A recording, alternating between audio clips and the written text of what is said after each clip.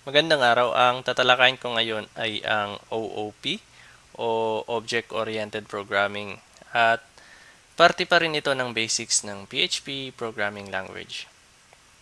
At sa panahon kasi ngayon na puro OOP na yung approach sa mga bagong systems, pera na lang siguro kung legacy system o yung mga lumang system na mini-maintain na lang ngayon.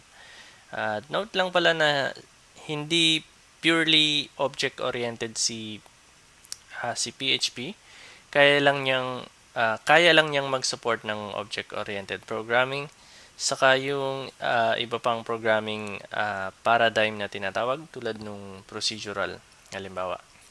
At yung term para dyan ay yung multi-paradigm programming language, parang Python. At pag OOP, meron siyang dalawang core aspects.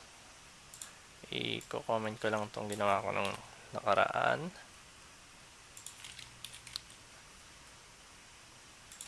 Oops. So, pag sinabing OOP, meron siyang dalawang core aspects. Ito yung class, tsaka yung mismong object. At ang maganda doon, madali siyang intindihin. Madali yung structure niya. Tapos, nagiging reusable yung code. Nababawasan yung redundancy o yung paulit-ulit na code. At mas madaling i-maintain. So sa loob niyan, um, sa PHP meron sa loob ng class ni PHP meron siyang constructor, destructor, mga properties, access modifiers, at meron nagsusupport din yan ng mga inheritance, pwede rin mag-define ng constants, tapos mga static methods, static properties, at mga traits, at mamaya dadaanan ko silang lahat. Pag object-oriented. So, pag sinabi mong class, maihahalin tulad siya sa template. Kumbaga, hulmahan lang siya. So, pag sinabi namang object, pwedeng isipin na literal na object. Object as in yung bagay. Kumbaga, anything under the sun pwedeng maging object. At yun nga, pwedeng lahat ng bagay ay pwede kong gawing object dito sa programming. At pwede akong gumawa ng class na person, tapos may property siya na name, age, address. At pwede akong gumawa ng products, tapos may property din siya na name, price, quantity, at marami pang iba. So, ganito mag-define ng class sa PHP. Class, kunwari person, kasi sabi ko kanina person, pero siguro customer na lang para mas feel ko lang na customer. At yan, meron na akong class na blanco. So, pwede ako mag-define ng tinatawag na property, public, parang first name or name. So, pag public, kahit sino pwedeng mag-access. So, meron pang ibang modifiers ito, itong public na yan. Yun yung private at protected. Mamaya, i-discuss ko sila. At sa class, merong tinatawag na constructor. So, ito yung nagra-run. Yung unang nagra-run. Madalas gamitin yung constructor para mag-initiate ng object, initiate or instantiate. Ang syntax naman nung constructor ay parang paggawa lang ng function. So, may video ako tungkol sa function. Pero dapat meron siyang double underscore sa pangalan. Parang function underscore construct. Tapos, ganyan. At siguro lagyan ko siya ng first name. Tapos lalagyan ko ng action or kung ano man yung gagawin. This first name is equals to first name. Save. Okay, itong constructor na to ay nag-i-expect ng isang input na nilagay ko sa variable na first name.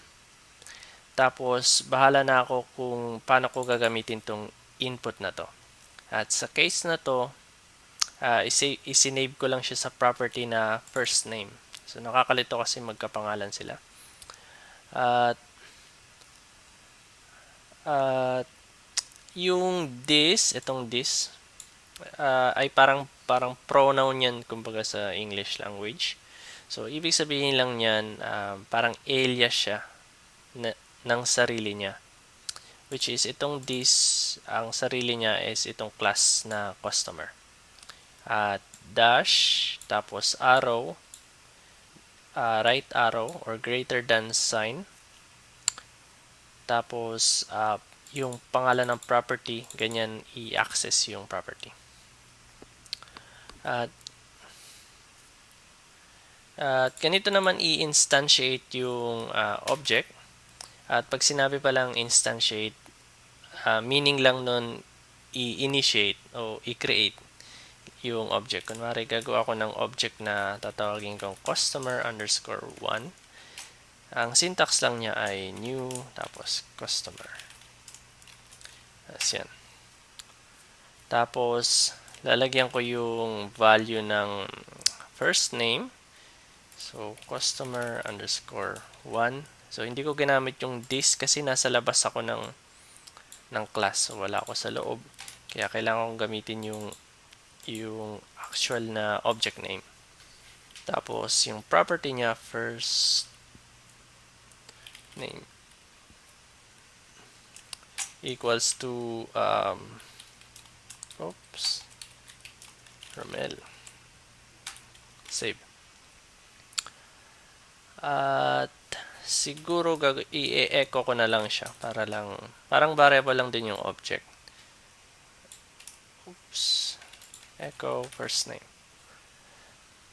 Save at refresh ko siya at okay, so nag-error siya kasi itong constructor na to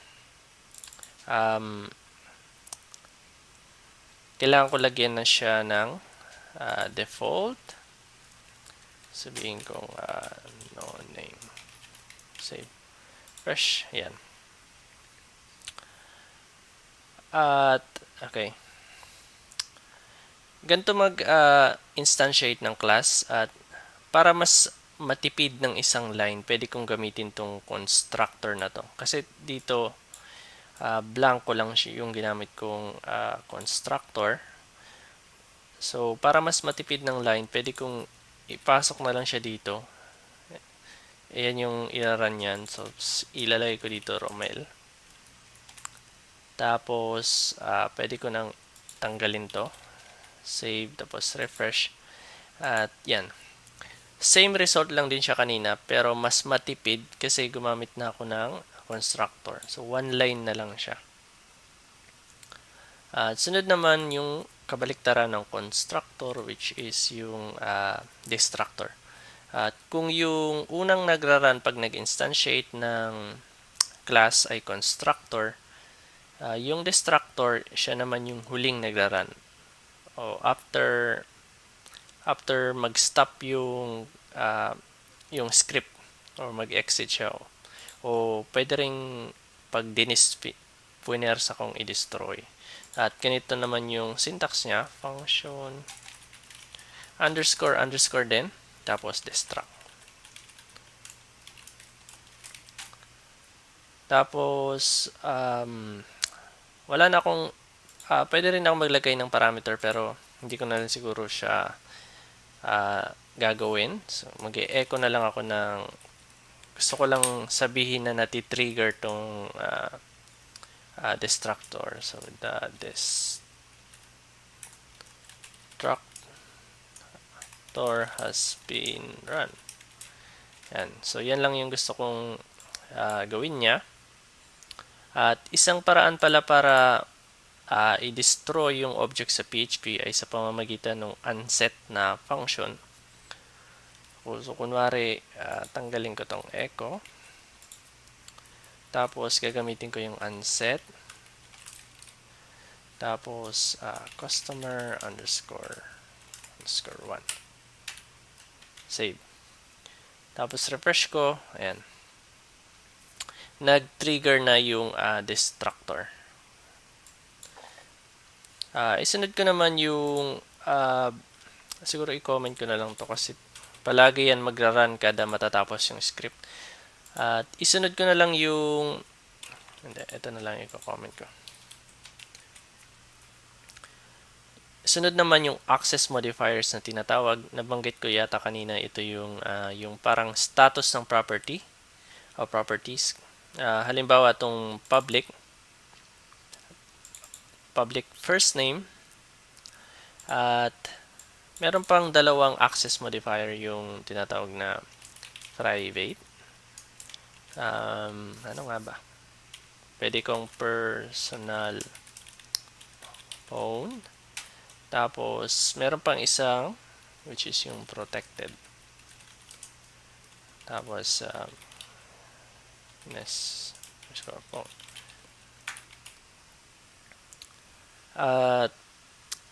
Okay, so pwede ko siyang idagdag dito para naman makapag-create ako ng object. Personal phone equals to 0.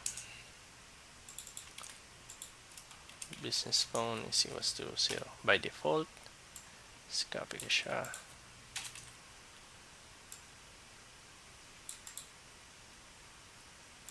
Sita ko lang to.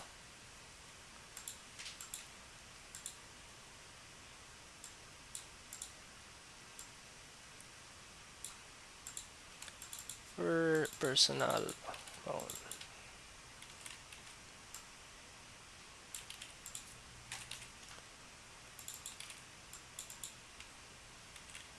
Business phone.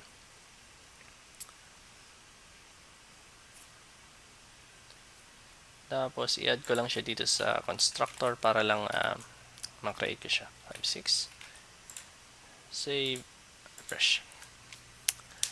At pag sinabing itong public, ibig sabihin palagi siyang accessible. Pag sinabi namang private, within class lang siya pwedeng ma-access.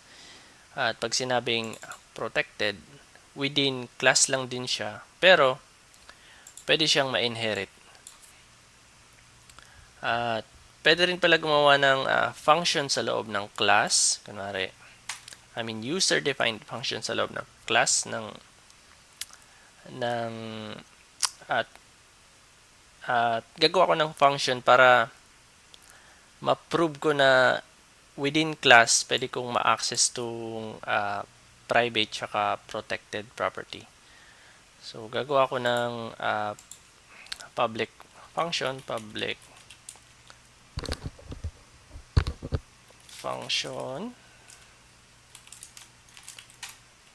tapos tawagin ko lang siyang show summary. Tapos dito echo lang yung gagawin ko, customer name na lang, name.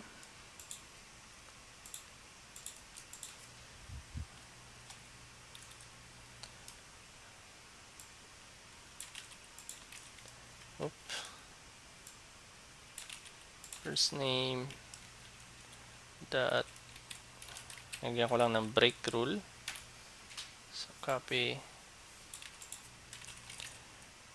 personal phone, business phone,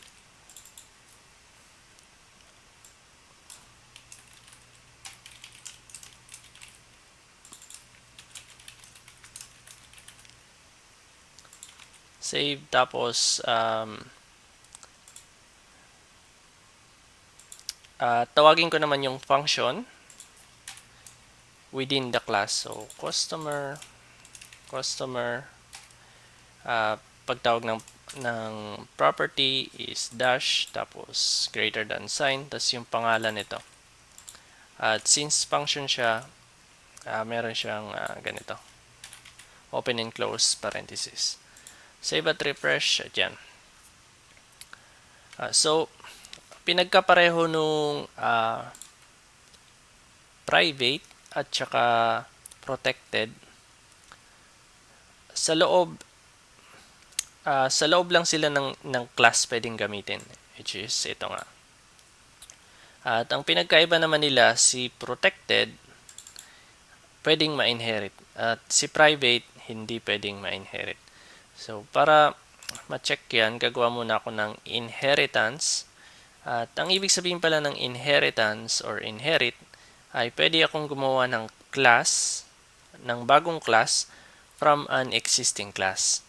So halimbawa gusto kong gumawa ng class na supplier. At yung supplier meron ding property na first name, personal phone, tapos business phone. At dadagdagan ko siya ng kunwari address. Teka lang. So kunwari i-copy ko tong class, tapos i-paste ko dito. So tatawagin ko siyang supplier. Tapos dadagdag ako ng public address. Yan. At anong tawag dito? At kung iisipin pala, gagana rin yung ganitong approach. Pero since merong inheritance, pwede akong gumamit ng inheritance para ma-inherit ko na lang yung property nung customer at makatipid ako ng lines of code. So kung i-inherit ko yan, magiging class, supplier, extends, tapos customer. Ayan yung syntax niya. Siyempre, galing na yan sa customer, magiging doble na yan.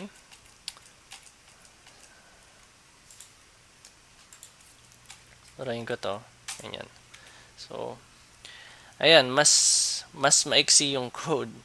At pag inheritance, idadagdag lang naman tong extends na ito yung syntax pang inherit. Tapos, followed by yung pangalan ng class na i-inherit ko, which is si customer. At ngayon na meron na akong inheritance, class na inheritance, babalik na ako dun sa sinasabi kong kaninang pinagkaiba ng private property sa protected na property. So, comment ko muna sila. Tapos, gagawa ko ng supplier underscore 1 new supplier. So, nag-instantiate lang ako ng bagong supplier. Tapos, supplier underscore 1. Siset ako ng first name na Omeng. Oops, gawin ko na lang siyang double quote para makagamit ako ng apostrophe. Omeng sa soap products. Tapos, lagay na rin ako ng itong address. Supplier underscore 1 arrow address is equals to Manila. Tapos, ano pa ba? Pwede ko na siyang i-echo. First name dot br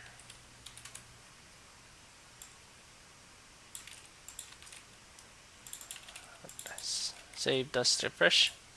Ayan. So yung public na i-inherit, dahil parehong public yung dalawa na yan, at since, teka lang, i-comment ko siya. So, yan yung public. Tapos, i-comment ko siya. Tapos, i-paste ko yung protected business phone. Refresh. Ayan. At since protected nga itong business phone, bawal ko siyang i-access. Pero nai-inherit ko siya kasi yan yung error. Protected property. Ibig sabihin nakita niya yung property. So, yung private naman, which is, sobra na ako. Private. Save, tapos refresh. Right. So, yung response niya, hindi niya sinabing protected or private, meaning na hindi niya na inherit yung private property. So, yun yung kinaibahan ng private sa protected. At medyo magulo pala yung aking pagka-explain. Kaya maglalagay muna ako ng comment para mas malinaw sa akin pag in-upload ko na to sa GitHub. Create class, tapos different access modifiers, public, private, protected. Tapos create constructor, create or override. Copy this structure. Tapos create function. Node can use access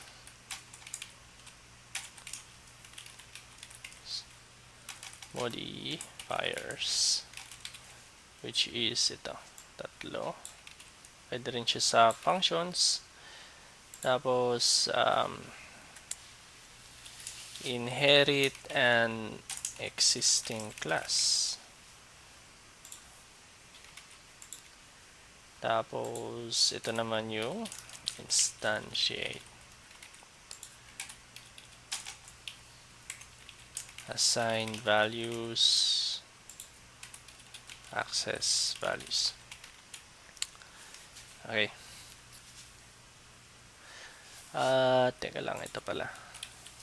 Destroy.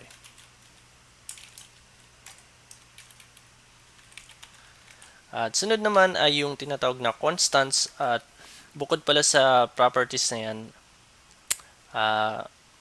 which is pwedeng mabago yung value, meron din mga static properties. At una na dyan yung tinatawag na constant. At meron akong separate video para dyan. Kaya gagawin ko na lang siya ng mabilisan. Const. Tapos thank you message. Thank you for doing business with us. At ganyan yung syntax ng constant. May separate video naman ako para dyan. Tapos kung yung constant nasa loob ng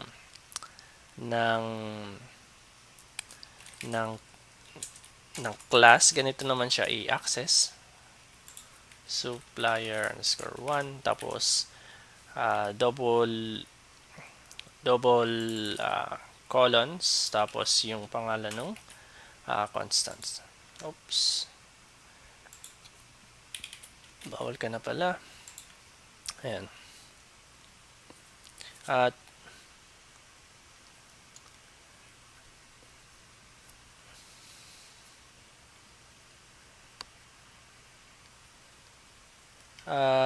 medyo na blanco ako. Yung sunod naman ay yung static, siguro static function na tinatawag.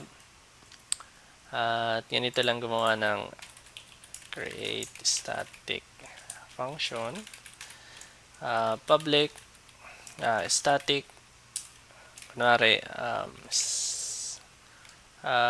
greetings.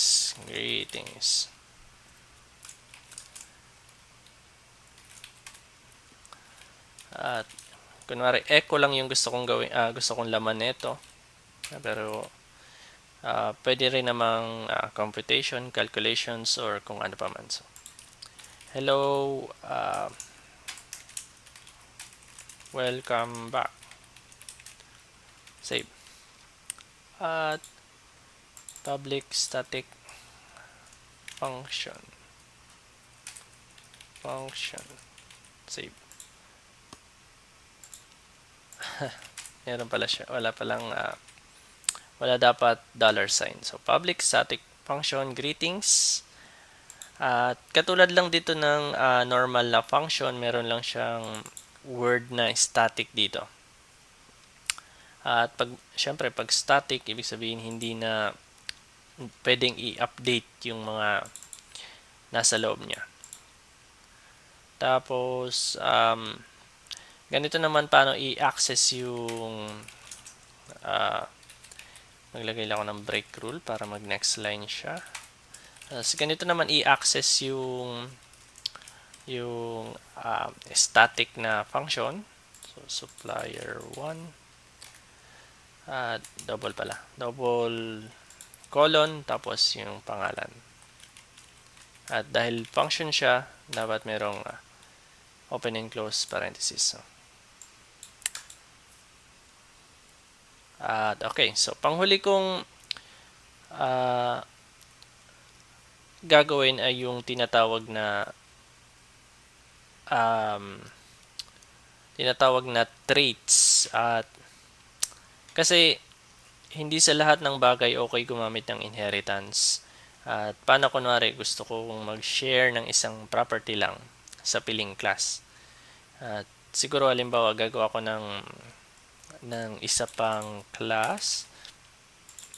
At ano pang meron sa business? Gusto ko owner. Meron din akong listahan ng mga owner. Tapos naka-inherit din siya doon. So iwan ko na lang yung parehong property na yan. So, meron akong tatlong class na galing kay customer.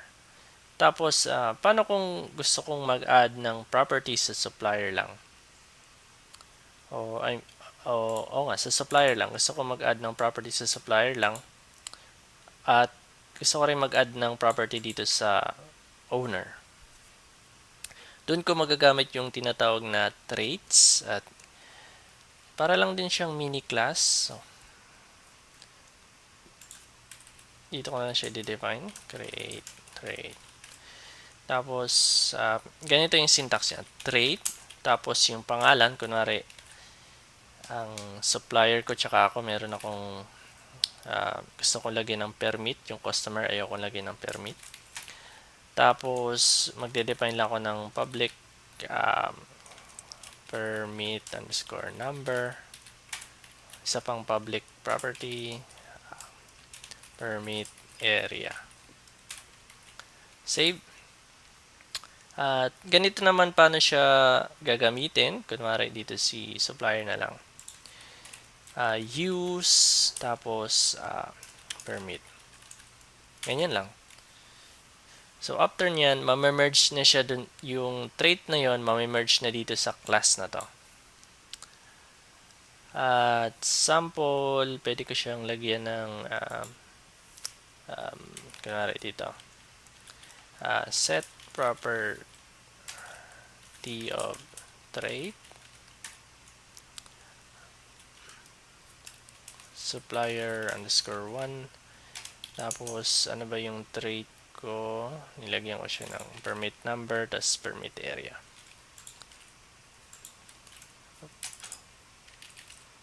Permit area.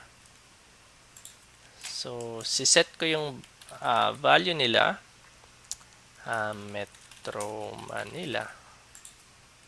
Permit area 111. Nag-invento lang ako ng mga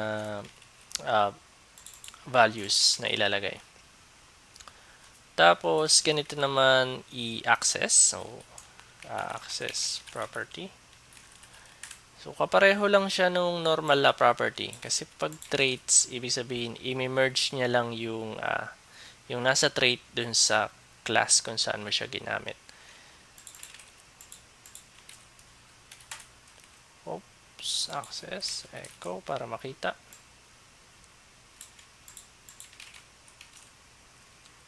Permit.